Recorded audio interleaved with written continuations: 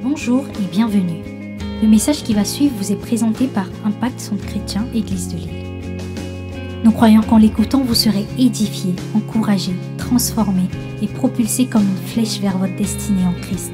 Nous vous souhaitons une excellente écoute et que Dieu vous bénisse. Tu envoyas la vérité et la vérité libère. Tu envoyas ta parole et tu les gardas purs, tu les sanctifies. Fais ton œuvre, Saint-Esprit. Fais ton œuvre. Fais ton œuvre dans le nom de Jésus.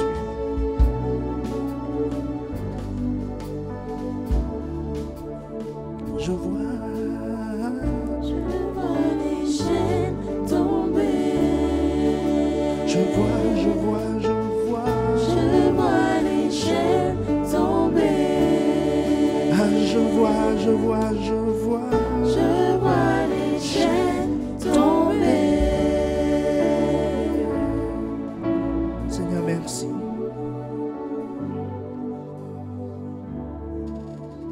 Merci pour les chaînes que tu fais tomber. Dans le nom de Jésus. Amen, amen, amen. Tu peux dire à ton voisin avant de t'asseoir, je vois les chaînes tomber. Dis-lui, je vois mes chaînes tomber. Je vois mes limitations sauter. Amen. Amen, amen. Donc bienvenue à Impact Centre Chrétien. Nous pouvons prendre place dans sa présence. Vous savez, comme dit Pasteur Yvonne, du temps de Jésus, vous avez lu dans les Écritures, on disait que Jésus s'est assis, n'est-ce pas? Donc c'était la foule qui était debout. Mais les choses ne sont plus comme de ce temps-là. Aujourd'hui, c'est moi qui suis debout et c'est vous qui êtes assis. Mais est-ce qu'on peut acclamer le Seigneur pour ça?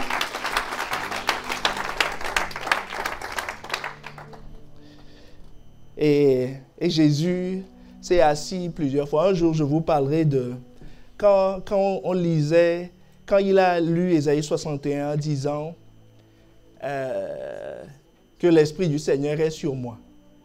Quand il l'a lu, il est allé s'asseoir aussi le jour-là. Et quand il s'est assis, la Bible dit, le regard de l'assemblée, tout le monde le suivait depuis le lieu où il a lu jusqu'à ce qu'il s'asseye. Je t'expliquerai pourquoi. Pourquoi les gens l'ont regardé comme ça. Mais nous n'allons pas parler du fait de nous asseoir ce matin. Dis à ton voisin, nous allons parler de la foi. Donc nous sommes toujours sur marcher, vivre et marcher par la foi, n'est-ce pas? Vivre et marcher par la foi. Et quelqu'un a compris la dernière fois que la foi permet de voir.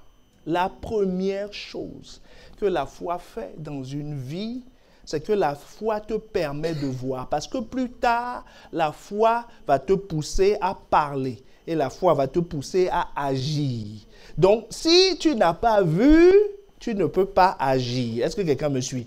Il faut d'abord voir pour pouvoir agir. Il faut d'abord voir. Il y a un monsieur un jour, il y avait dans son quartier une situation d'urgence. Donc, les gens fuyaient. C'est comme s'il y a eu une explosion à la gare, quoi. Est-ce que quelqu'un me suit? Donc, les gens fuyaient. Et lui aussi, il a sauté dans sa voiture. Il a roulé. Et puis après, il rappelle, il dit, au fait, c'était où le problème? Et la personne lui a dit, ben, c'est la question qu'il fallait poser d'abord avant de partir. Parce que tu t'es enfui, tu ne sais pas où tu allais. Et si tu allais droit dans le problème, est-ce que quelqu'un me suit? C'est ça qui arrive quand on ne voit pas et qu'on se met à courir. Est-ce que tu me suis? Donc la foi voit d'abord, la foi agit ensuite. La foi déclare ensuite et la foi agit ensuite. Donc, la dernière fois, nous avions vu, selon Jean 5, le verset 19, que la foi nous donne la vue. Si tu crois, tu verras. Tu peux dire à ton voisin, si tu crois, tu verras. Donc, redemande à celui qui t'a dit, si tu crois, tu verras, s'il voit.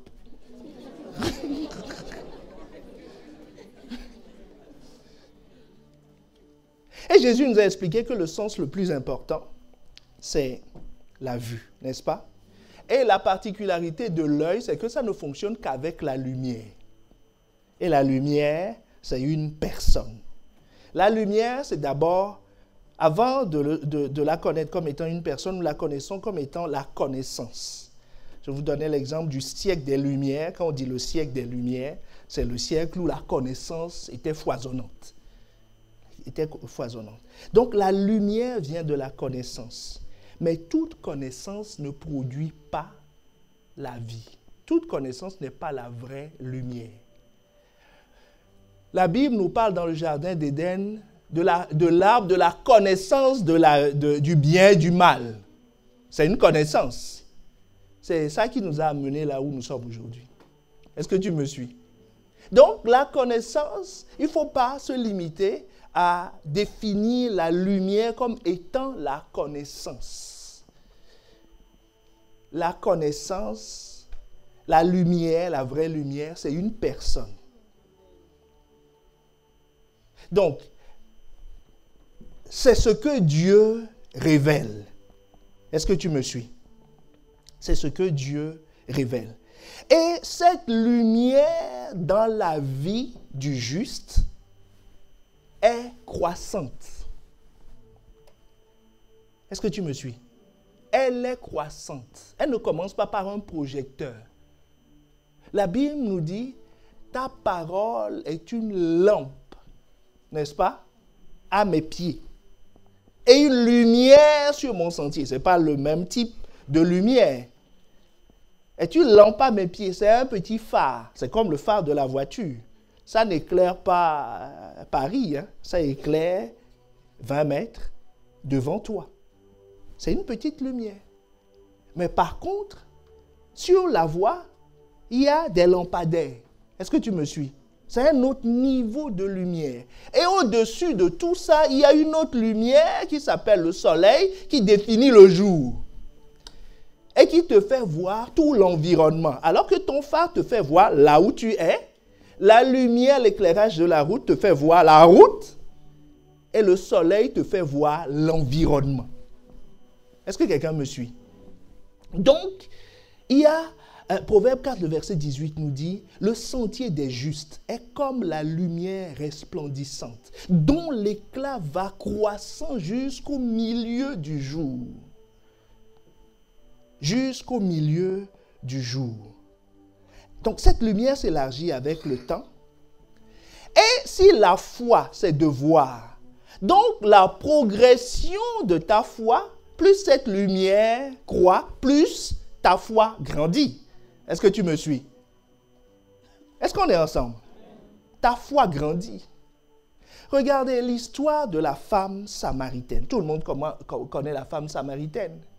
Alors, une femme que Jésus rencontre au puits.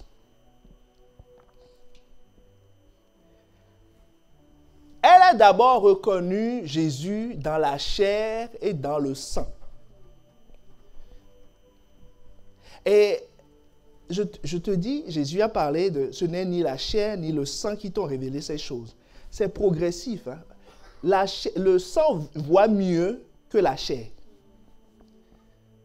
Parce que, regarde, ta chair observe les choses et tire des conclusions. C'est une connaissance médiate, en fait. Tu tires des conclusions sur ce que tu sais. Mais le sang a une base de données. Tu capitalises l'expérience de tes pères. Si tu dis à un enfant maintenant, sors, va me chercher les épinards ou quelque chose comme ça. Toi, tu sais. Pour lui, toute herbe est comestible. Et il va refaire des expériences jusqu'à être constipé ou avoir la diarrhée, avoir mal au ventre pour trouver les herbes qui sont comestibles. Mais ça, c'est une connaissance qui vient de la chair. Est-ce que quelqu'un me suit? Mais s'il se base sur la connaissance venue du sang, Mais ses grands-parents savent déjà ce qui est comestible dehors ou pas. Est-ce que tu me suis? Ça, on le sait. Donc, tu vois qu'il y a une progression de la lumière déjà, de la connaissance. Ta connaissance individuelle est largement inférieure à la connaissance collective. C'est pour ça qu'on va à l'école. Sinon, si tu veux construire un pont, étudie. Dans 20 ans, tu vas construire le pont. Mais tu ne seras pas sûr si ça va tenir ou pas. Mais si tu vas à l'école d'ingénieur en 5 ans, tu vas construire le pont selon des modèles qui durent. Pourquoi? Parce que ça fait 100 ans qu'on le fait. Est-ce que quelqu'un me suit? Donc cette femme va suivre une progression dans sa connaissance. La Bible nous dit, verset 9 de Jean 4, la femme samaritaine lui dit, comment toi qui es juif, me demandes-tu de l'eau, me demandes-tu à boire, à moi qui suis une femme samaritaine? Les Juifs, en effet, n'ont pas de relation avec les Samaritains. Elle a dit quoi? Jésus, pourquoi tu me demandes à moi qui suis une femme samaritaine? Bon, ça, elle le sait quand même. Elle sait que c'est un homme. Elle sait qu'elle est une femme. Est-ce que tu me suis? Ça, c'est ce que ses yeux lui ont dit avec l'habillement de Jésus. Et plus tard, dans la suite de l'histoire, on sait qu'elle s'intéresse un peu aux hommes. Et donc, quand elle a vu Jésus, elle a dit, elle n'a pas dit pas mal. Parce que la Bible nous dit qu'il n'avait rien pour attirer le regard. Donc, Jésus est un homme ordinaire. Quand il vient ici, si l'accueil n'a pas de révélation, on va le mettre au fond de la salle. Est-ce que quelqu'un me suit? L'apôtre Paul, lui-même, il se décrit, il dit qu'il est, quand on le voit, on le prend pour un faible. Parce que quand tu vois, il passe inaperçu. On dit, c'est lui, l'apôtre Paul. En tout cas, les démons, eux, le connaissent. Mais quand les hommes le voient, ils disent, voilà, les gens se disent, c'est qui celui-là? Donc, quand tu vois Jésus, tu ne vas pas dire, waouh! Les filles de son temps le disaient, waouh! Non. Tout le monde disait, oh, laissez-le passer. Est-ce que quelqu'un me suit? Donc, la femme l'a d'abord vu comme ça. Et après, elle l'a vu sous l'angle du sang. Parce qu'il l'a qualifiée de juif. Et elle s'est qualifiée de samaritaine. Qui lui a dit qu'elle... Tu crois que si elle était née au milieu des juifs, elle saura qu'elle était juive, qu'elle était samaritaine? Non! Elle le sait parce qu'on lui a dit. C'est l'héritage. On lui a dit. Donc elle dit... Et puis, est-ce qu'elle a déjà vu le conflit entre juifs et samaritains? Elle n'était pas née. C'est un vieux conflit. Mais le sang lui a dit, écoute, celui-là, il est un homme. Pas particulièrement beau. Deuxième chose, c'est un juif. Donc, tu ne peux pas... rien de bon ne peut venir de lui. Est-ce que tu me suis? Et ça, c'était son premier regard. Puis son regard a évolué. Dans la suite, versets 28 à 29, elle est arrivée à parler de Christ. Jésus lui a dit qu'il est le Messie. Et elle a cru.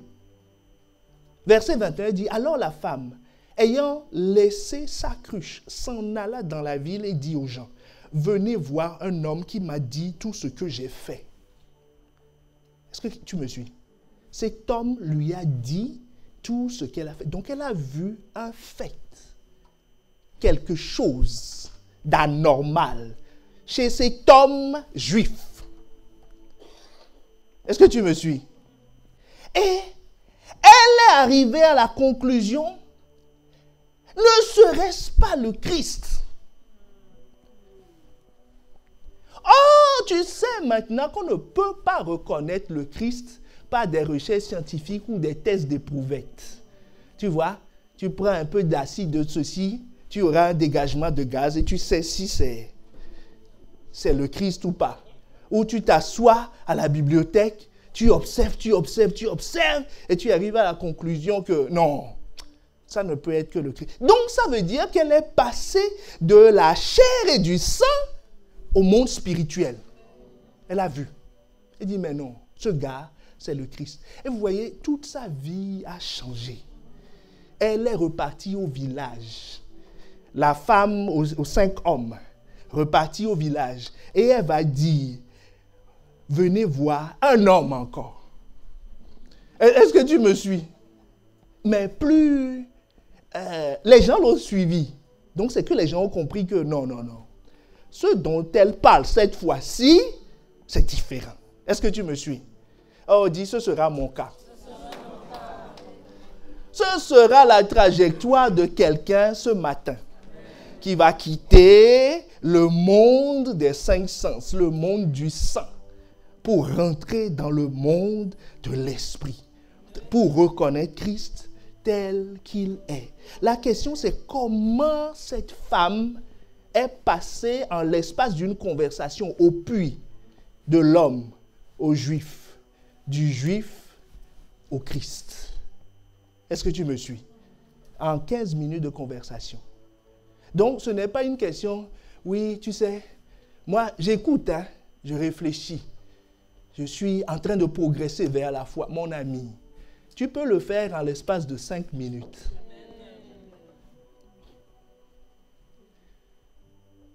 Tu peux le faire dans une fraction de seconde, parce que la Bible nous retrace la conversation. En moins de 2 minutes, tu as lu ce chapitre. Donc, il n'y a rien d'autre. Il n'y a pas des scènes qui ont été cachées. C'est juste une conversation comme ça. Et à la fin, elle a déposé sa cruche. Elle est partie au village. Elle a dit, j'ai vu le Christ, j'ai vu le Christ, j'ai vu le Christ. Est-ce que quelqu'un me suit? Quelle est la trajectoire de cette femme? La Bible nous dit que la foi vient de ce que l'on entend. Et ce que l'on entend vient de la parole de Christ. Ne lisons pas vite. La Bible te dit quoi? La foi vient de ce que l'on entend. Ce que l'on entend, ce n'est pas ce que l'on entend en esprit. Littéralement, ça veut dire ce que les tympans perçoivent, le son. La foi vient du son. C'est quand même bizarre. La foi qui est spirituelle vient du son, qui est purement physique. Et la deuxième partie, on te dit la foi vient de ce que l'on entend. Et on te précise qu'en fait, ce que l'on entend vient de la parole de Christ. Oh, tu sais que Christ est spirituel. Donc ça veut dire que la foi vient d'abord de quelque chose de physique. Puis, de ce qui est physique vient ce qui est spirituel. Et ce qui est spirituel va produire en toi la foi.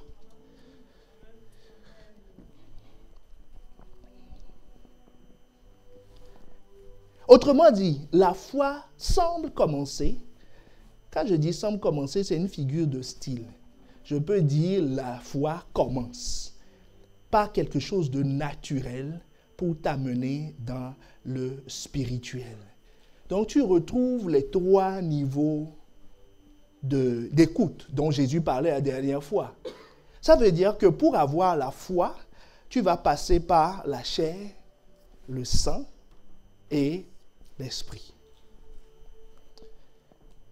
Si tu me suis, dis je te suis. Donc ça veut dire que tout homme a accès à la foi.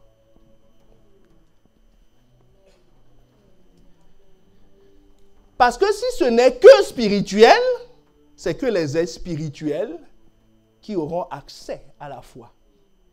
Mais là, on dit la chair, le sang et l'esprit sont impliqués dans le processus, dans la genèse, dans la production de la foi. Donc, si tu es un homme, tu as une chair, tu es qualifié. C'est le premier niveau. C'est-à-dire, si tu as des oreilles qui entendent, un tympan, mais je vais te montrer tout à l'heure que même sans tympan, ça marche. Même sans tympan, ça marche. Donc, le fait de percevoir est très important. C'est pour ça que la Bible te dit, Romains 14, 10, le verset 14, mais comment s'adresser au Seigneur si on ne croit pas en lui? C'est ça le problème, hein? Comment manifester la foi si on ne croit pas? On part de la fin pour aller au début. Est-ce que tu me suis? Romains 10, 17 part du début pour aller à la fin. La foi vient de ce que l'on entend. Ce que l'on entend vient de la parole de Christ. D'accord? Mais maintenant, Romains 10, 14 part de la fin. Il te dit, mais comment peut-on avoir la foi si on ne croit pas en lui? Enfin, comment peut-on s'adresser à Dieu si on ne croit pas en lui, si on n'a pas la foi? Et deuxième chose, il te dit, et comment croire si on n'a pas entendu parler de lui? Et comment entendre parler de lui si personne ne l'annonce? C'est-à-dire si personne n'émet un bruit, si personne ne prêche l'évangile. C'est pour ça que tu peux prier pour le salut de ta famille pendant 20 ans, faire 40 jours de jeûne, tout ce que tu veux. Si quelqu'un ne parle pas, tu peux prier pour tes collègues, prier pour ton patron, tout ce que tu veux. Prier pour la ville. Mais si on ne se lève pas pour évangéliser, comment croiront-ils? Puisque ça commence par la perception d'un son. Est-ce que tu me suis? La Bible te dit, c'est en ça que la foi est accessible à tout homme. Quand dans Jean 3, le verset 16, la Bible dit, Dieu a tant aimé le monde qu'il a donné son Fils unique afin que quiconque croit en lui ne périsse point, mais qu'il ait la vie éternelle. Ça part de ça. Parce que Dieu sait auparavant que tout le monde a une chair, que tout le monde a un sang. Être dans un système, parce qu'il ne sait pas faire lui-même, il n'est pas sorti d'une grotte ou tombé sur une montagne. Il a des parents. Et si ce n'est pas ses parents qui l'ont élevé, quelqu'un l'a élevé. Est-ce que vous avez déjà vu un bébé au supermarché en train de faire ses courses? Donc si tu as envie, c'est que quelqu'un s'est occupé de toi. Même si c'est la DAS, il faut bénir Dieu pour la DAS, ils t'ont gardé en vie. Est-ce que quelqu'un me suit? Sinon, tu ne serais pas là. Donc, il a forcément un sang, parce qu'on ne lui donnait pas qu'à manger. Dans ce milieu, il a vu des choses, il a entendu des choses, on lui a donné une éducation. Est-ce qu'on est ensemble? Donc, comment croiront-ils s'ils n'ont pas entendu parler? Donc, Dieu s'assure sur toute la terre qu'il y ait en permanence des sons. C'est pour ça que c'est toi qui as été sauvé dans ta famille. Parce que tu es devenu l'émetteur local. Est-ce que tu me suis? Tu es devenu l'émetteur local.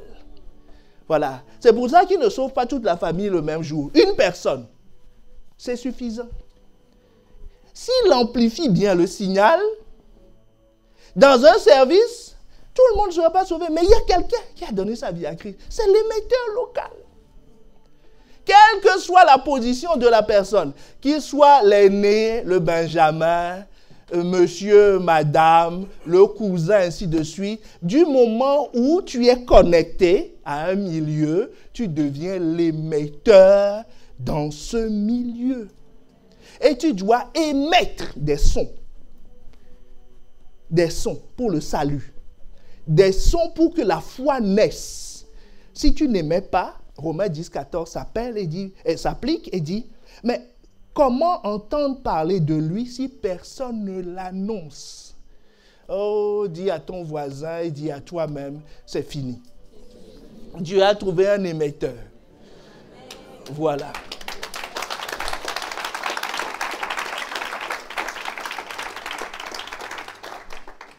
Donc, c'est comme ça que la foi naît.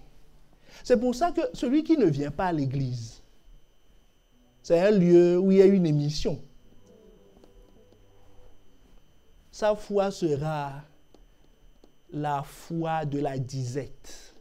C'est-à-dire qu'il mange un grain tous les 10 ans s'il trouve.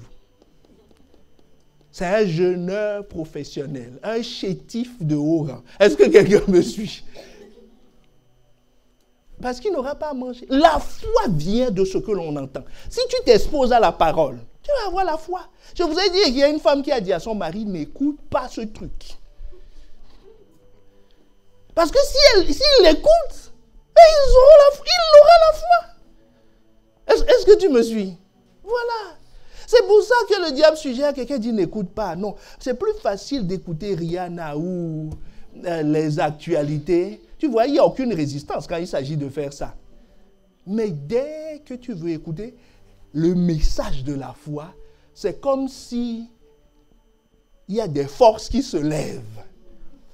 Tout à coup, toi qui t'ennuyais, ton agenda vient d'être rempli par toutes sortes de choses, d'activités. Et est-ce que tu as fait ci? Est-ce que tu as fait ça? Oh! Pourquoi? Pour te couper de l'écoute. Quand on dit, c'est pas pour être populaire qu'on a créé la chaîne YouTube. Hein? Et je bénis Dieu de ce qu'on a été obéissant dès le départ pour mettre ça. Parce que depuis que ICC, les messages ont toujours été disponibles. D'abord sur le Drive, jusqu'à ce qu'on se rende compte que c'est compliqué. Et on est passé à la chaîne YouTube. Pour écouter, écouter, réécouter. Et je bénis le Seigneur de ce que les gens écoutent et réécoutent de plus en plus. Il faut écouter et réécouter. Donc, la foi vient de ce que l'on entend. Donc, premièrement, il y a un son. C'est pour ça que la Bible nous dit dans 1 Corinthiens 1, le verset 21, « Car puisque le monde, avec sa sagesse, n'a point connu Dieu dans la sagesse de Dieu, il a plu à Dieu de sauver les croyants par la folie de la prédication. » La folie de la prédication. C'est pour ça que quand on prêche, les gens disent « Non, mais moi-même, je sais, je vais aller chercher, je vais faire... » C'est ridicule. Non, c'est ridicule. On dit, oh. Les gens disent non. Venir, non. Je vais réécouter. On dit réécouter. Donc, si tu n'as pas écouté, c'est comme révision. Si tu n'as jamais visionné, tu ne peux pas réviser. Est-ce que tu me suis? Sinon, la révision deviendra la première lecture. Est-ce que quelqu'un me suit? Voilà. C'est la folie de la prédication. Donc on dit, donc le fait de faire asseoir, je vous ai raconté comment au début, pasteur Ghislain nous prenait à la fin du culte. Pendant 1 heure, 2 heures, les gens passaient et disaient, oh, toi aussi, ils sont à Lille. Ils ont 2h30 de route. Pourquoi tu les fatigues comme ça? Toi-même, tu n'es pas fatigué. Il dit non. Il prêche. Il prêche. Il dit, tu sais, voilà l'évangile. Voilà ce que ça fait. Voilà ce que ça fait. Aujourd'hui, je vois les fruits.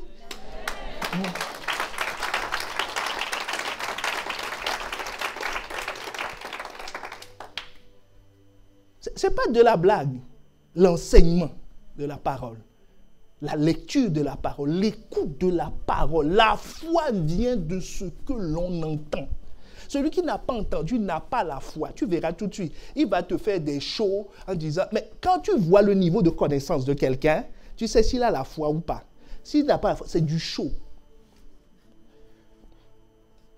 Et l'avenir ne t'aidera pas à démasquer les choses. Donc, premièrement, il y a un son. Mais il n'y a pas que le son. Dis à ton voisin, il n'y a pas que le son. Parce que tu sais, Abraham, quand il s'appelait Abraham, il n'avait pas T.L. Osborne pour prêcher pour lui. Pasteur Karambiri n'était pas là. Est-ce que tu me suis? Pasteur Ivan n'était pas encore né. Mais il est le père de la foi. Il est le père de la foi. Et une foi redoutable. Il a quitté son pays qu'il connaissait. Ce n'est pas par le TGV. Hein.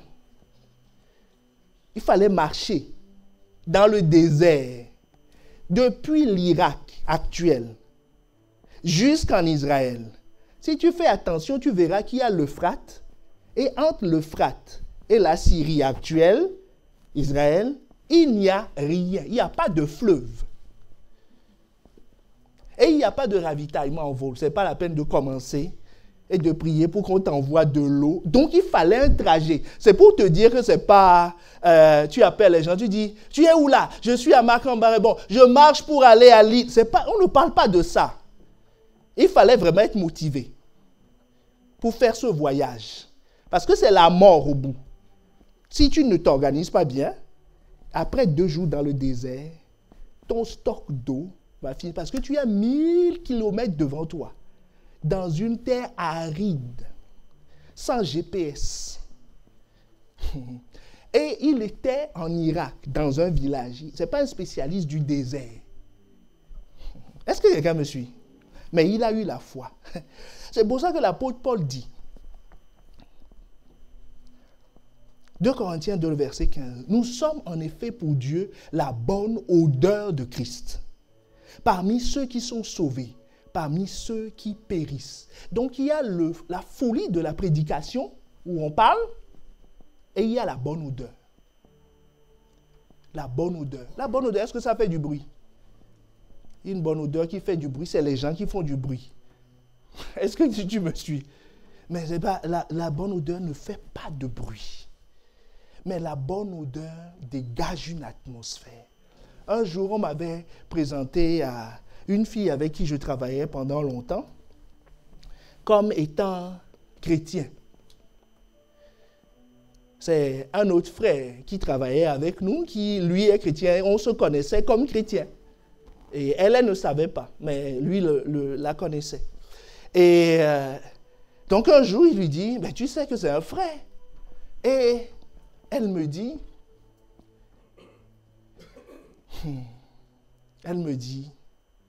je savais. Je ne savais pas qu'il était chrétien. Enfin, je n'aurais pas dit qu'il était chrétien, mais je trouvais qu'il était particulier. Qu'il avait des valeurs, qu'il n'était pas comme tout le monde, qu'il était différent. Donc il dit, tu sais, ça ne me surprend pas. Je comprends. Tu mets juste un nom sur ce que je pensais déjà. J'ai dit, ouf. La bonne odeur. Est-ce que tu me suis? Alors que d'autres, quand on dit qu'il est chrétien, on dit, ah bon? On dit, ah bon? Non, sois sérieux. Tu dis vrai comme ça. Que ce ne soit pas ton témoignage. Quelqu'un dit que ce ne soit pas mon témoignage. Que ce ne soit pas mon témoignage. Parce que, tu sais, Dieu parle aussi par des sons inaudibles.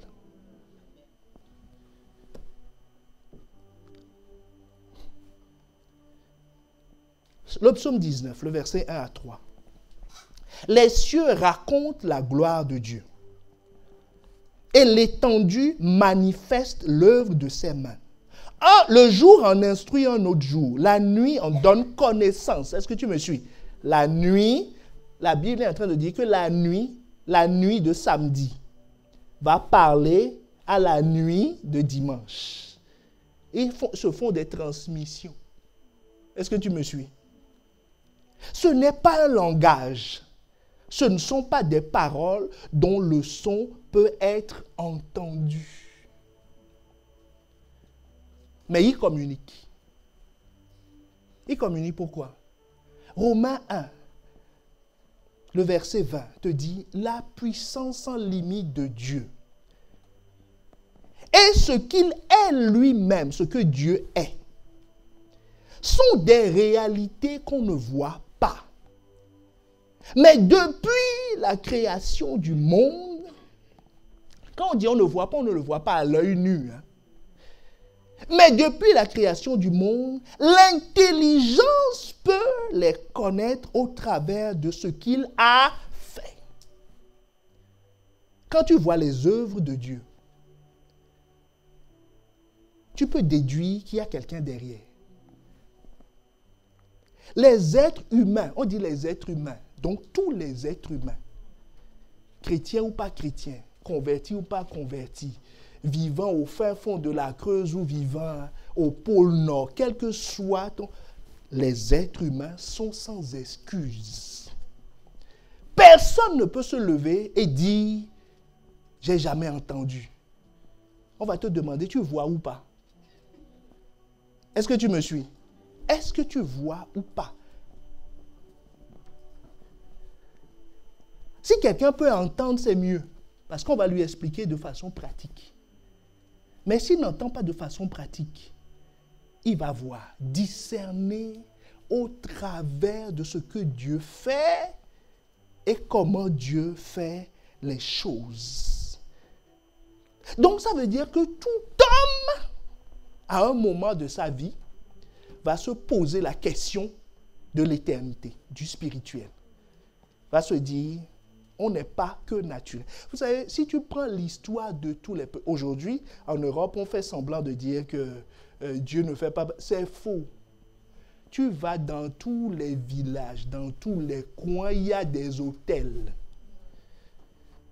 De tout temps, depuis que le monde est monde, tous les peuples sur la terre invoquent Dieu, enfin, veulent communiquer avec le spirituel.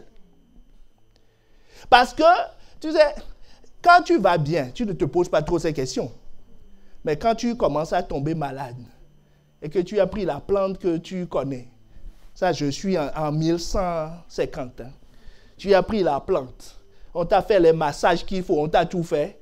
Et que le mal ne part pas. Tout le monde se pose la question, est-ce que c'est normal? C'est là où les gens font des prières. Bon, il y en a qui disent, bon, Dieu, si tu existes, pourquoi, tu as trouvé le nom où?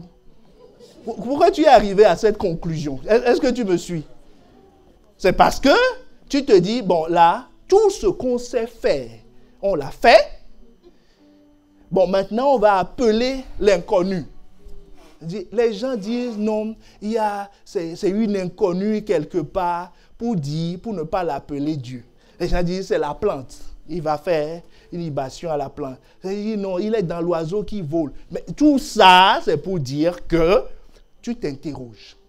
Est-ce que tu me suis? Et ça, c'est normal. Parce que Ecclésiaste 3, le verset 11, nous l'explique. Il nous dit que Dieu a mis dans nos cœurs, il a mis dans leur cœur la pensée de l'éternité.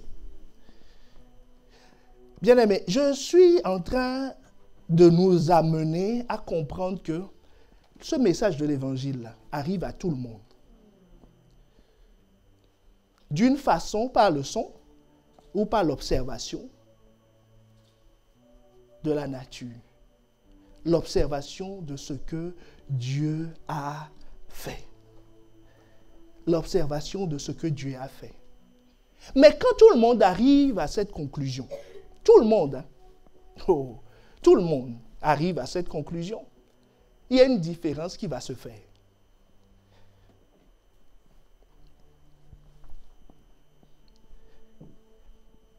Jean 1, le verset 12, dans la version Parole vivante. Le verset 11 nous dit que la parole est venue habiter au milieu d'eux. Verset 12 nous dit, quelques-uns, que quelqu'un dise quelques-uns, cependant l'ont accueilli, ils ont cru en lui, ils ont placé leur confiance dans ce qu'il était. On dit quelques-uns. Donc ça veut dire que les autres n'ont pas placé leur confiance en lui. Ou ne l'ont pas pris pour ce qu'il était. Est-ce qu'on est ensemble? Et à tout cela, il a accordé le privilège de devenir enfant de Dieu. Je suis en train de t'amener progressivement à comprendre qu'il y en a, quand ils sont arrivés, ils ont senti une atmosphère. Tu vois? Et tu sais que tu ne vois rien, il n'y a pas de fumée, il n'y a rien de particulier. Et ton sang, on t'a déjà dit, méfie-toi de ces gens-là. Est-ce que tu me suis? C'est le conditionnement. Ou le conditionnement, il y avait un jeune homme un jour, il a 12 ans. Il me dit qu'il est athée, il m'a cité 2 philosophes. Je l'ai vu. J'ai dit, toi, tu cites des... J'ai dit, petit, qu'est-ce que tu en sais? Si tu viens me dire, moi personnellement, je suis athée, je peux comprendre. Mais que toi, tu viens me faire la philosophie, alors que tu n'as pas encore maîtrisé 10 plus 2. Si je te fais maintenant, devoir tout de suite, est-ce que tu me suis? Devoir tout de suite, là, interrogation. Il va commencer à dire, ne parle pas de choses qui te dépassent, tu vois. Parle des choses qui sont à ton niveau. J'aurais dû lui faire une dictée d'ailleurs. Il dit, prends une feuille, tout de suite. Et on va voir de quoi. 2 fois tu es éliminé. Est-ce que tu me suis? Donc, cette parole, tout le monde y sera confronté. Mais certains feront le choix de le reconnaître. On parle de le masculin, parce qu'on parle d'une personne. Le texte parle de la parole, mais en fait, on te dit que c'est une personne.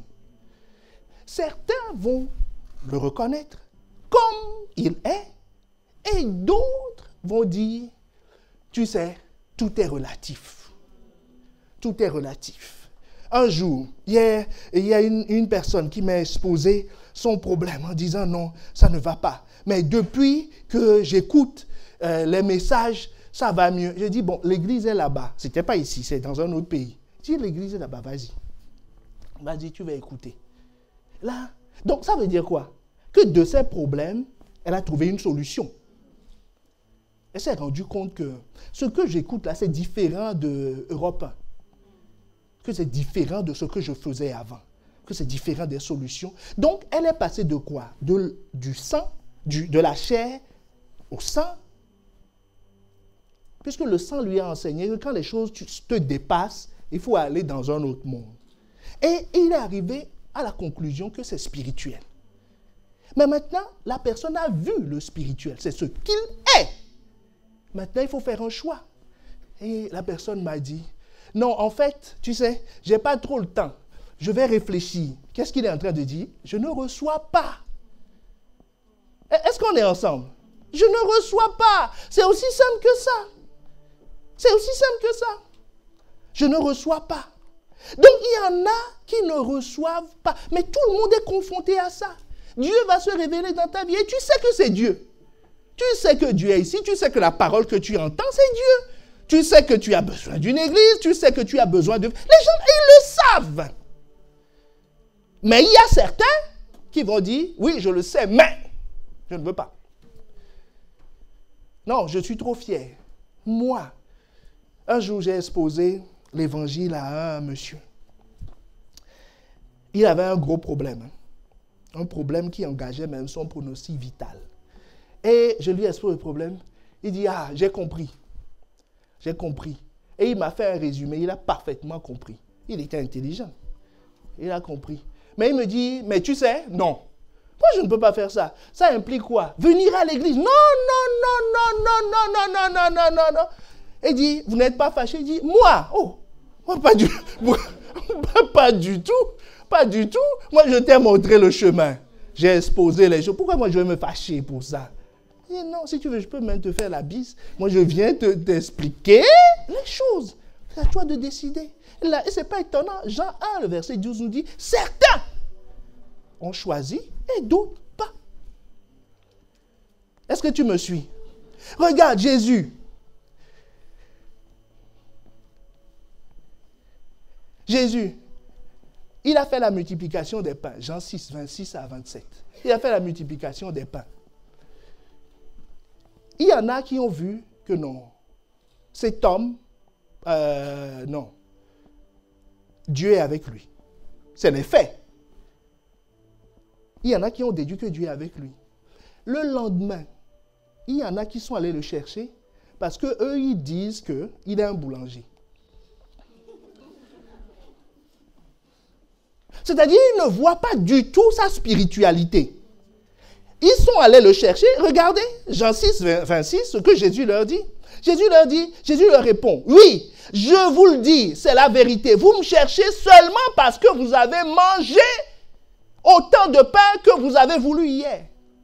Si c'est pour ça, je suis le boulanger. C'est économique de venir, et puis son pain était bon. Donc il dit, c'est pour ça que vous me cherchez. Mais vous ne me cherchez pas parce que vous avez vu des signes étonnants.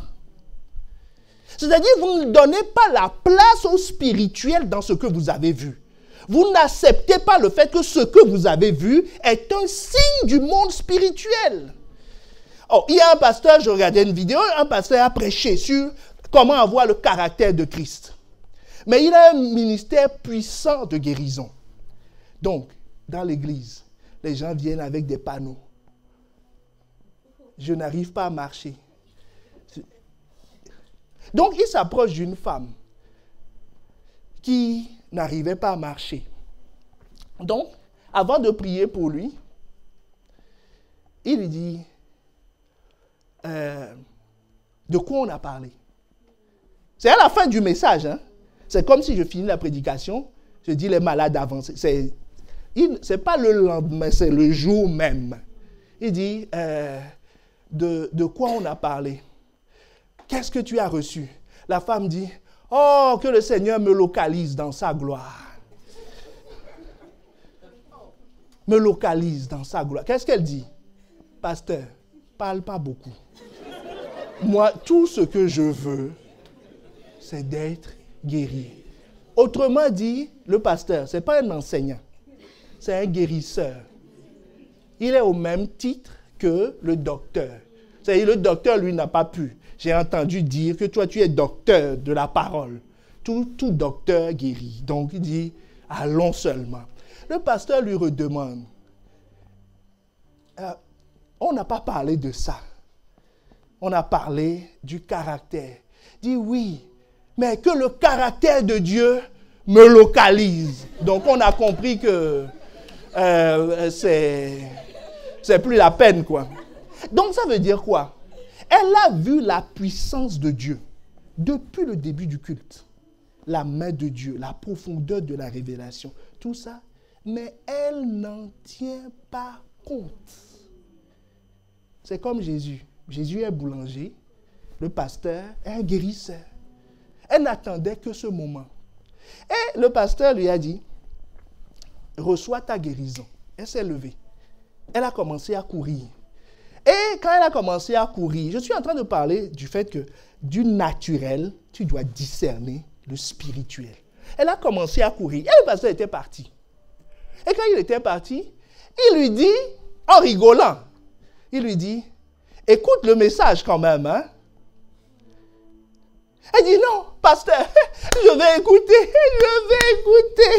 Elle dit, oh, gloire à Dieu. Elle courait. Le pasteur lui dit, écoute, sinon le problème va revenir. Elle dit, non. Le pasteur lui dit, ben, écoute, pour que tu reviennes le dimanche prochain, elle a été guérie de 2 choses simultanément. Il dit, choisis un. Elle dit, ah non, pasteur, je ne peux pas choisir, mais je te promets que je reviendrai. Et le pasteur disait en rigolant, attention. Pourquoi? Parce qu'il sait qu'il ne discerne, elle ne discerne pas le spirituel. Donc, comme il rigolait, elle croyait que c'est de la blague. J'espère pour elle qu'elle a gardé son miracle. Est-ce que tu me suis? Donc, les faits parlent. Jésus, on l'a pris pour un boulanger. Jésus, quand il a fait son discours dans Matthieu 13, quand il était à Nazareth, il a prêché, il a enseigné la parole. Les gens dans la foule voyaient ses faits. Il observe, il dit, mais, Alphonsine, c'est pas le fils du charpentier. Il dit, mais, il connaît maintenant. Il vient d'où là? C'est ce qu'il discernait. Est-ce que tu me suis?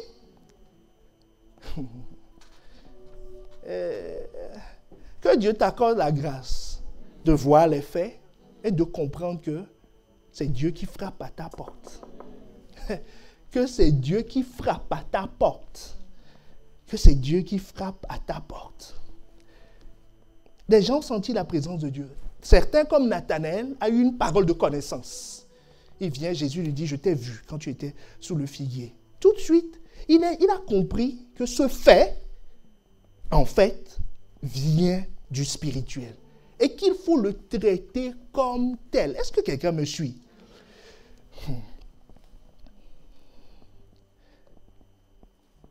Parce que tu sais, les choses que tu vois dans le naturel sont des signes. C'est ce que Nicodème a vécu. Jean 3, le verset 1 à 2. Je suis en train de te montrer la trajectoire que tu dois suivre. Quand les gens viennent et que quelqu'un tombe sous la puissance, sous une visitation du Saint-Esprit ou un démon qui se manifeste, dit, ah non, moi j'ai peur, si c'est comme ça, je viens. Au lieu de se dire, Dieu est ici. Dieu se manifeste. Quand il entend un témoignage puissant, au lieu de dire, hé, Dieu est à l'œuvre. Il faut que je prenne une décision. Il se dit non, non. Moi, j'aime pas le bruit. Pourquoi ils chantent fort comme ça? Pourquoi ils font ceci? Alors que les faits te parlent. Nicodème a vu un fait. Nicodème, c'est un ancien, c'est un homme politique. Ce n'est pas un petit. Il est âgé. Et il est érudit. C'est un maître, un professeur d'université, connaissant la loi. Il a observé Jésus, les faits. Est-ce que tu me suis? Les faits. La Bible nous dit, mais il y eut un homme d'entre les pharisiens, nommé Nicodème, un chef des Juifs, qui vint auprès de Jésus de nuit, parce qu'il ne peut pas venir de jour. Mais il a fait la démarche. Il est venu de nuit et il lui dit, Rabbi, nous savons que tu es un docteur venu de Dieu. Il n'est pas en train de le flatter, c'est lui qui tient la faculté. Donc il sait que Jésus ne s'est jamais inscrit. Est-ce que tu me suis? À Jérusalem, il n'y avait pas Jérusalem 1, Jérusalem 2, Jérusalem 3, comme on a l'île 1, l'île 2, l'île 3. Est-ce que tu me suis?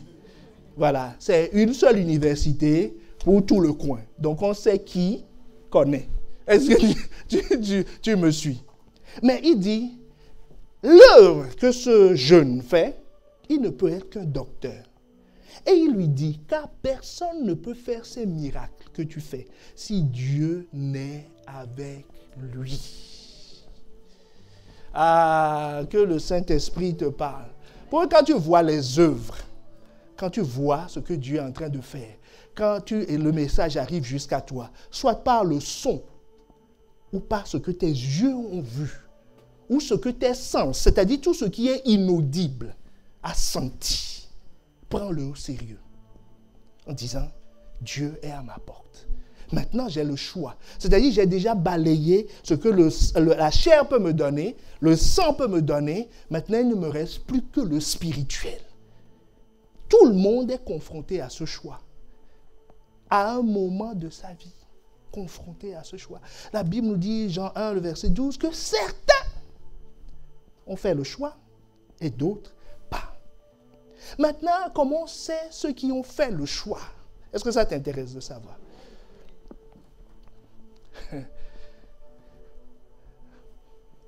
La réponse, nous la trouvons toujours dans la deuxième partie du verset 12 de Jean 1. Non, la première partie. Quelques-uns cependant l'ont accueilli, ils ont cru en lui, ils ont placé leur confiance dans ce qu'il était.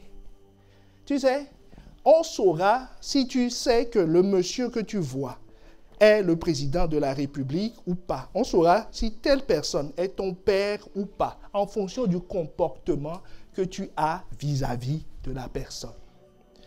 Un jour, ma fille était chez la nounou. Et moi, je ne connaissais pas la nounou parce qu'on ne s'était pas vu. Je crois que c'était la première fois qu'elle allait chez la nounou. Et c'est moi qui devais la chercher. Donc, elle ne me connaissait pas. Elle se dit, si un inconnu passe et vient réclamer l'enfant, qu'est-ce qu'on fait? Est-ce que tu vois le problème? Mais elle a reconnu que j'étais son père à cause de ce que j'étais pour ma fille. Dès qu'elle m'a vu, elle s'est levée. Papa! Est-ce que tu me suis? Donc la dame me dit, ah monsieur, vous savez, si elle n'avait pas crié papa, je n'aurais pas pu vous la remettre. Je dis, ben vous avez vu? Non seulement elle a crié papa, mais elle s'est levée, elle a couru. Oh! Voilà, donc elle me connaissait. Est-ce que tu me suis? C'est pour ça que la Bible te dit qu'ils ont placé leur confiance dans ce qu'il était. Donc, ils vont avoir un comportement qui est en phase avec ce qu'ils ont discerné. Si tu discernes Dieu, tu vas le traiter comme Dieu. Est-ce que tu me suis? Caïn et Abel, qu'on avait vu il y a quelques dimanches, les deux ont offert une offrande. Caïn, lui, trouve que, bon, papa a dit qu'il faut offrir une offrande. Donc, il a ramassé tout ce qu'il avait à la maison et dit, prends, mange. Il dit, prends, tu as faim. que tu n'as pas pitié. Tu dis que tu es dans les cieux. Et nous, notre petite nourriture qu'on est en train de faire, il dit, prends, prends. Et il a donné. Dieu a dit, ah bon. Abel a dit, c'est Dieu. Il dit, non, moi je ne peux pas donner n'importe quoi. Il a pris les prémices de ces bêtes. Il les a sacrifiées. Donc le comportement que tu as. Tu sais, comme les gens ne discernaient pas Christ en Jésus, on l'a traité comment? Comme fils du pays et fils de charpentier. Donc vous voyez que la révérence que les gens ont dépend de ce qu'ils discernent. Un jour, quelqu'un, on ne m'appelle pas par mon nom au travail, on ne m'appelle pas à mon titre. Et un jour, une femme me dit, monsieur. Et puis elle dit, oh, pardon. Il ne faut pas demander pardon. Je suis monsieur aussi. Est-ce que tu me suis? Si moi, ça ne me frustre pas du tout. Tu peux même m'appeler par mon prénom. Ça ne me choque pas. Mais je serai pour toi ce que tu m'appelles. Si elle m'appelle par mon prénom, je dis, allez, check. Ça va? Oh, tu veux. Mais si elle me demande quelque chose, je dis, je ne peux pas. Parce que là, tu ne t'adresses pas à la bonne personne. Est-ce que tu me suis? Elle dit, mais vous n'êtes pas fâché. Moi, je ne dis pas du tout. Pourquoi je serais fâché? C'est ce que tu as discerné. Que tu dis. Quand les gens ont discerné le fils du charpentier, il n'y a pas eu un seul miracle. Est-ce que le charpentier fait des miracles? S'ils veulent, ils vont signer un contrat pour qu'ils viennent réparer leur toit, faire leur cuisine. Jésus dit, il n'y a aucun problème. Il dit, c'est vrai, je suis charpentier. Est-ce que tu me suis? Prenons l'exemple de Gédéon. Est-ce qu'on est ensemble? La foi vient de ce que l'on entend. Ce que l'on entend vient de la parole de Christ. Regarde Gédéon. Gédéon, c'est un jeune homme qui se plaignait de la politique de son époque. Parce qu'il était opprimé. Voilà, il disait non, c'est pas normal. Ils brûlent nos récoltes, ils font ceci, ils font cela. Il se plaignait. Et la Bible nous dit un ange lui a parlé. Mais si tu lis bien l'histoire, tu vas comprendre que l'ange n'était pas venu avec des ailes en habit blanc, avec l'auréole. Je ne sais pas si ça s'est tourné comme ça ou comme ça, mais avec l'auréole sur la tête et un parfum divin. Tu vois, il y avait de la fumée et des gens qui, avec des vuvuzelas devant l'ange. Mon ami, la scène, c'est que il était en train de parler à un individu habillé comme lui, comme chez lui. Là, qui est venu lui parler. Mais la Bible nous dit c'est un ange. Quand Abraham a reçu les deux hommes, ils n'étaient pas spéciaux. Hein. C'est des hommes ordinaires. Mais c'est des anges. Regarde, je vais t'amener encore plus loin. À Sodome et Gomorrhe, où là-bas, la règle, c'est Adam et Steve. Quand ils ont vu les anges, ils se sont dit, mais ils sont trop beaux. Est-ce que tu me suis? Je dis, mais qu'est-ce qu'ils font ici? Il dit, mais Lot, il y a de la bonne chair comme ça chez toi. Allons-y. L'ange a dit quoi? Qu'est-ce que vous voulez faire? L'ange a dit, Lot, rentre ici. Déjà, la porte est fermée. Leurs yeux, c'est-à-dire la porte était devant eux, ils cherchaient. L'ange dit, ils vont voir. Ils vont voir. Ils vont voir ici. Ils sont tous morts par le feu. Est-ce que tu me suis? Donc, Gédéon n'avait pas affaire à quelqu'un qui lui a sorti sa carte de visite, qui dit, tu vois, je viens droit du ciel. Je viens droit du ciel. Que j'ai un message puissant pour toi. Non, il parlait à un individu au puits. Comme la femme samaritaine parlait à un homme juif. Est-ce qu'on est ensemble? Donc, cet homme lui révèle qui il était et lui dit, Gédéon, c'est toi qui vas libérer le peuple. Donc, ça veut dire qu'arrivé à un moment, l'attitude de Gédéon a changé. Puisqu'au verset 22, non, au verset 18, Juge 6, le verset 18, la Bible nous dit, Gédéon dit, ne t'éloigne point d'ici jusqu'à ce que je revienne auprès de toi et que j'apporte mon offrande et que je la dépose devant toi. Est-ce qu'on offre des offrandes aux visiteurs qu'on voit? Ah non, ça veut dire qu'il commence à discerner que cette personne-là, il y a une réalité spirituelle derrière. Le message qui m'est livré, ce n'est pas un cours de géographie. Est-ce que tu me suis? C'est pas parce qu'ils étaient en train de parler de politique. Ce n'est pas de la géopolitique ou quoi que ce soit. Il est en train de se rendre compte. Et son attitude a changé. Son attitude, c'est quoi? Une offrande. Une offrande signifie quoi? Je dois rentrer en communion. Parce que celui qui offre une offrande rentre en communion. Si l'offrande est acceptée. Parce que toutes les offrandes ne sont pas acceptées. Mais si l'offrande est acceptée, c'est une communion que tu es en train d'établir. Donc, Gédéon dit tout de suite, ah, monsieur, ne partez pas, attendez-moi ici, je reviens. Il va à la maison, il cherche des chevreaux, il revient, il dit, je vais faire un sacrifice, je vais lui offrir. Vous voyez que son comportement est différent. Celui qui ne perçoit pas ça, il écoute la parole de Dieu et dit, bon, je vais réfléchir, hein. Réfléchis. Jusque-là, verset 18, il veut offrir une offrande. Mais en fait, il ne sait pas encore que c'est un ange. C'est ça mon point. Puisque c'est au verset 22, la Bible nous dit, voyant que c'était l'ange de l'Éternel. Pourquoi? Parce que l'ange lui a dit, pose ton chevreau là, sur le rocher. L'ange a pris son bâton.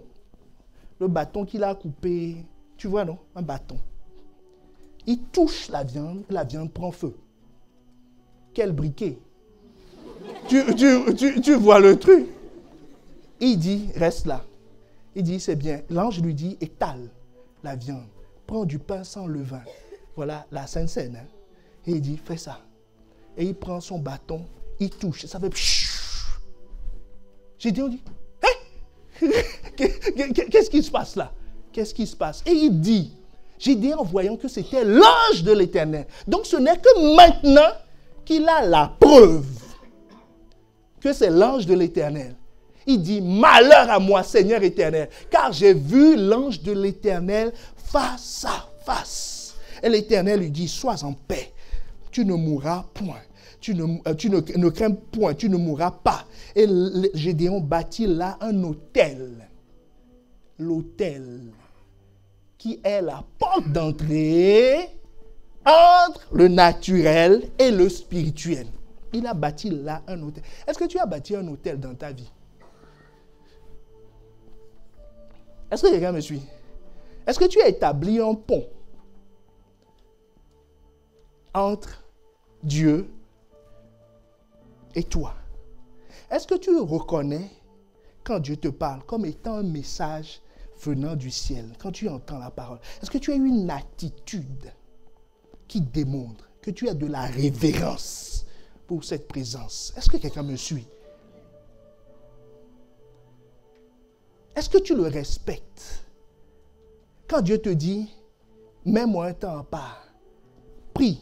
Est-ce que tu lui dis, non, il y a Bertrand qui m'a dit, il faut qu'on aille manger à midi, j'ai pas le temps. Vous comprenez ce que je veux dire? Autrement dit, il est comme Bertrand. Est-ce que quelqu'un me suit? Quand on dit révèle l'autorité, il dit non, attends, qu'est-ce que c'est que ça? Qu'est-ce que c'est que ça? C'est qui lui? Ainsi de suite. Est-ce que tu discernes? Est-ce que quelqu'un me suit? C'est ça, rentrer dans le monde de la foi. Ça vient de ce qu'on a entendu, ça vient de ce qu'on a vu, mais arrivé à un moment, ça va s'adresser à ton esprit à cause des faits pour te dire que là, ce qui se passe n'est pas naturel. Ce qui se passe n'est pas ce que tu vois d'habitude. Et il faut que maintenant tu prennes une décision. J'ai dit non, je vais prier pour prendre la décision. Non, ce n'est pas la peine de faire cette prière.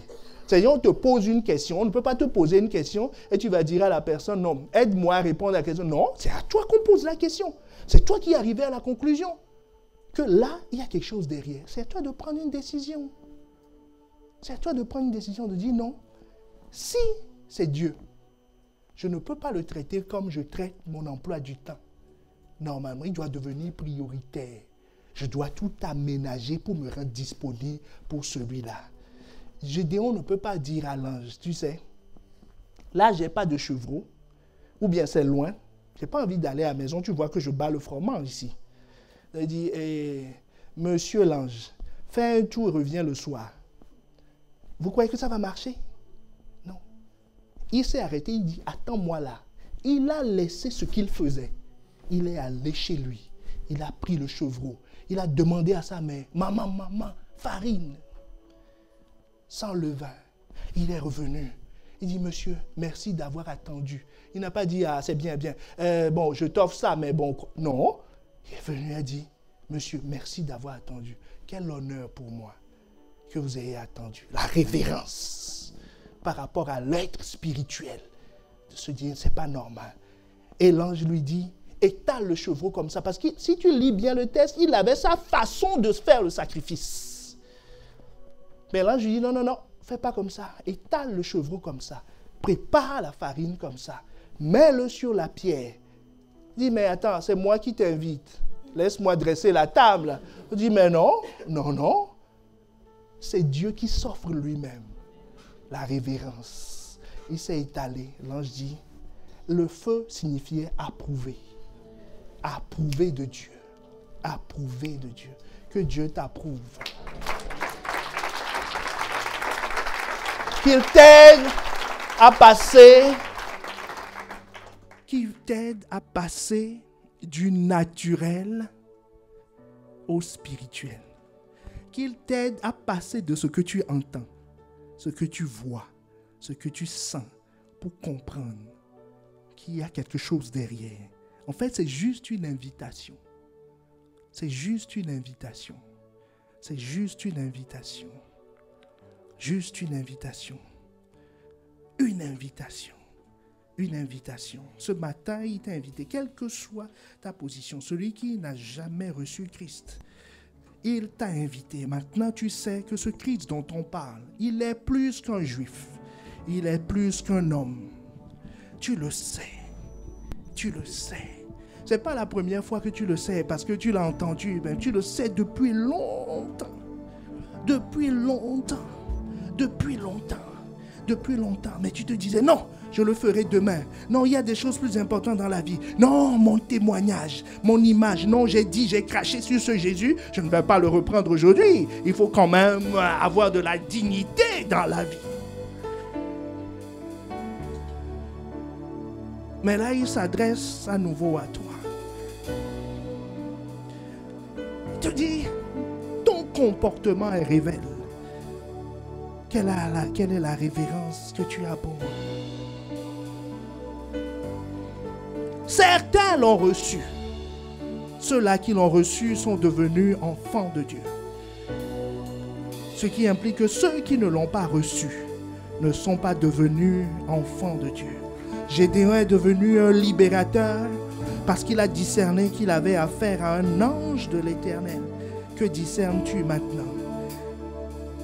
Si tu veux t'approcher de ce Sauveur, dis Seigneur, aujourd'hui, je te reconnais tel que tu es. Je te reconnais pour ce que tu es. Nicodème était un homme important, très important dans le peuple, un homme politique connu, un professeur d'université, mais il est venu voir Jésus et dit, Jésus, que dois-je faire pour être sauvé? Jésus dit, mais toi, tu es le chef.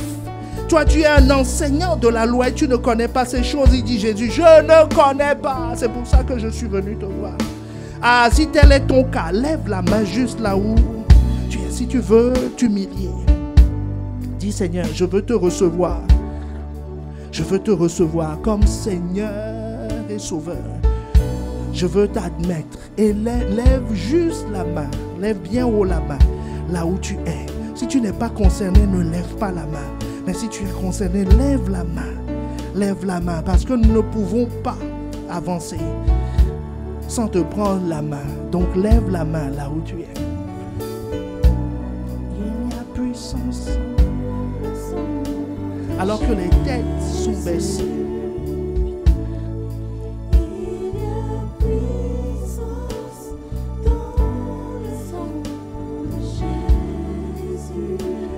Oui, il y a puissance.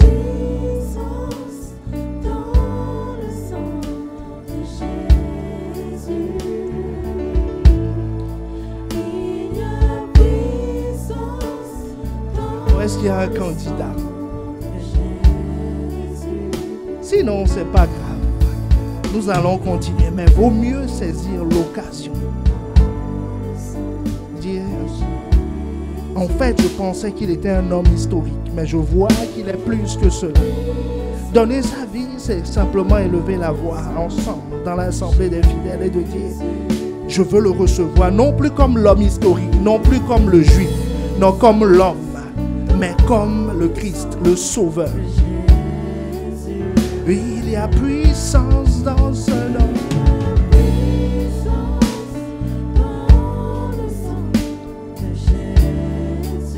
Pour briser les chaînes, pour briser les chaînes, pour briser les chaînes, pour briser, pour briser. briser les chaînes, pour briser les chaînes, pour briser les chaînes. Nous allons lancer un deuxième appel.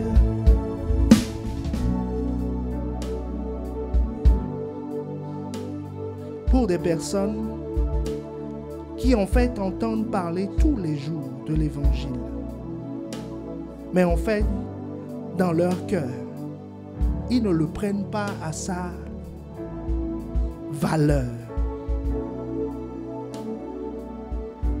C'est-à-dire, ils reçoivent la parole, mais ils ne la traitent pas pour ce qu'elle est, ou ce qu'il est, ce qu'est cette personne. C'est-à-dire, ils sont toujours dans la religion, les habitudes. Ils n'ont pas de relation, ils ne prennent pas au sérieux la relation. Vous savez, le fait de répondre à un appel est une façon de reconnaître et de prêter allégeance pour être délivré. Ne te dis pas, je vais rester dans mon coin, je vais faire la prière et je serai délivré. Si Dieu nous met à cœur de prier ensemble, c'est qu'il y a une raison. Est-ce que tu peux lever la main là où tu es? Seigneur, je ne te traite pas comme cela devrait.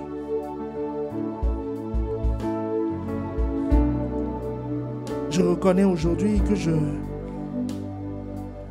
ne te traite pas comme cela devrait. Lève juste la main là où tu es.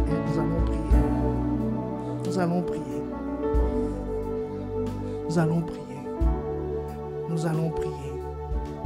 Nous allons prier. Nous allons prier. Je vais te demander un effort supplémentaire. Sors des rangs. Sors des rangs. Sors des rangs. Parce que celui qui le reconnaît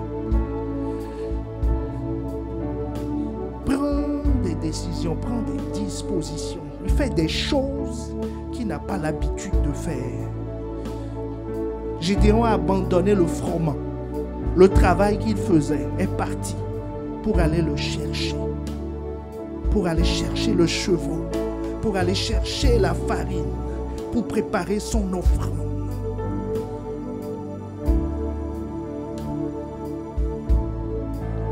Et il y a puissance. Il y a puissance. Hey, hey. Il y a puissance. Il y a puissance. Il y a puissance.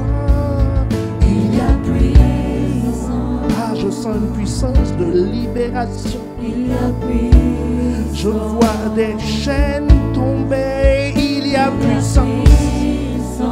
Il y a puissance. Ah, commence par élever la voix et dis Seigneur, pardon, pardon, pardon de t'avoir pas pris au sérieux comme tu étais. J'étais plus enclin, j'étais plus dans les procédures, j'étais plus dans les habitudes que d'avoir une relation, de te prendre au sérieux comme tu étais. Mais Seigneur, merci. Merci parce que tu me libères, merci parce que tu me libères maintenant.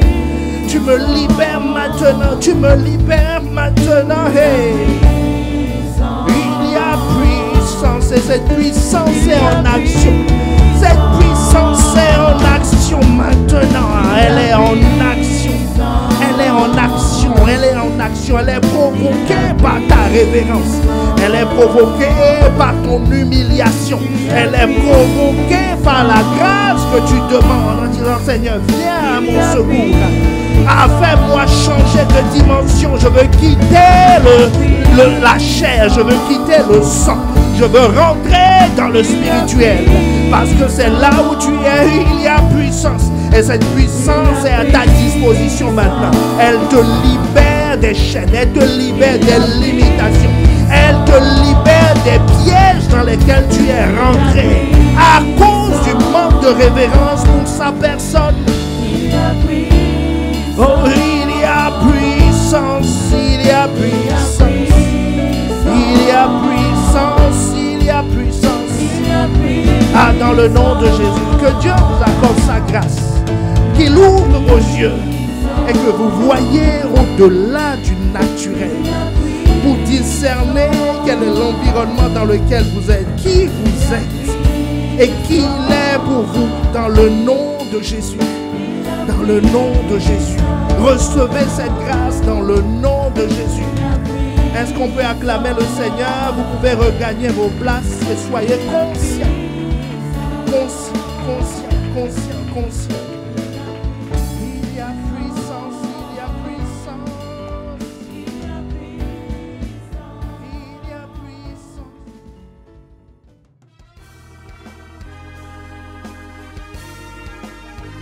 Nous espérons vivement que vous avez été édifiés par ce message. Pour en savoir plus sur notre Église, rendez-vous sur notre page Facebook Impact Centre Chrétien-Campus Lille ou téléphonez-nous au 33 7 83 88 23 16. À très bientôt et que Dieu vous bénisse.